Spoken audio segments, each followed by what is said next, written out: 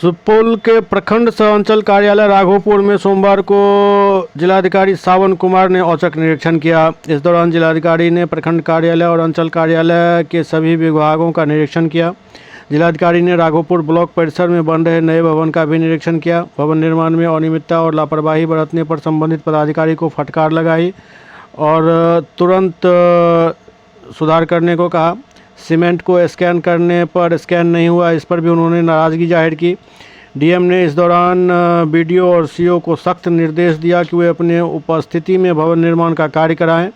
DM ने RTPS counter, CSC counter, प्रखंड कार्यालय और अंचल कार्यालय के सभी विभागों का बारीकी से निरीक्षण किया।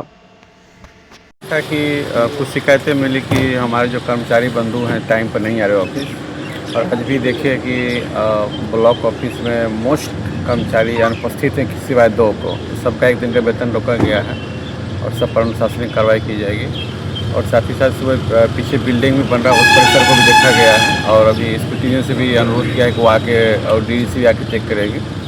और साथ ही साथ चूँकि काफ़ी सारे सुबह सुबह पब्लिक आ जाते हैं आरटीपीएस बनाने के लिए, अपनी कोई भी सुविधा लेने के लिए, तो वहाँ पर भी कर्मचारी समय से पहुँचे, ये हम लोग की प्राथमिकता है।